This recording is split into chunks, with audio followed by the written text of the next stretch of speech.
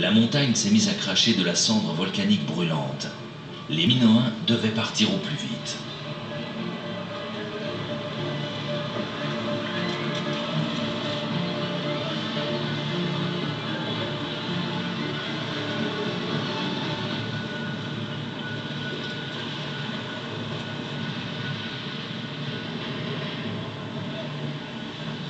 D'après les spécialistes, la population a quitté l'île juste à temps.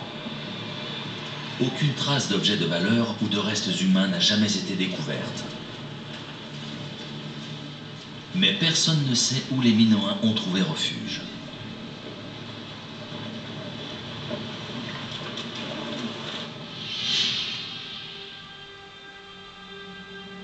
À 700 km au sud-est de Santorin se trouve l'Égypte, la terre des 10 plaies de l'Ancien Testament. A-t-on retrouvé ici des traces de l'éruption volcanique?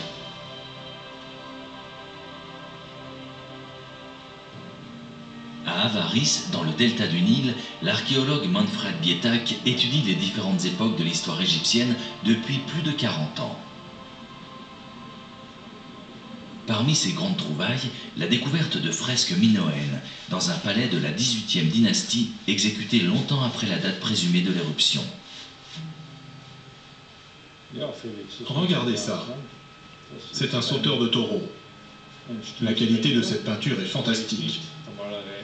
Ici, on a la queue du taureau, ici sa robe, et ici le sauteur.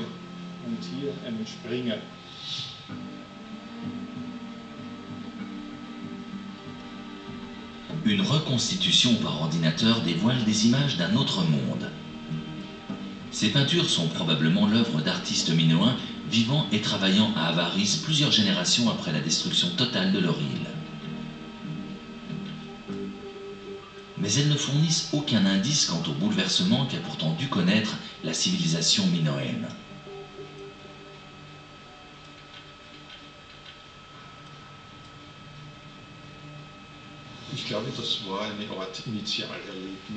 C'était probablement comme un nouveau départ, de voir des artistes minoens décorer ainsi les murs d'un palais.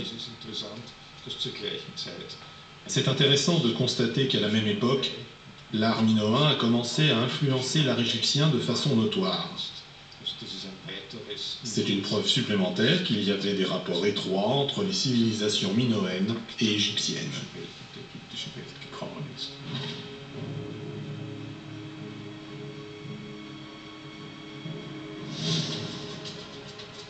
Les archéologues ont fait une autre trouvaille étonnante parmi les restes du palais. Environ 140 pierres ponces, des morceaux poreux de lave solidifiée. Proviendraient-elles de l'éruption de Santorin?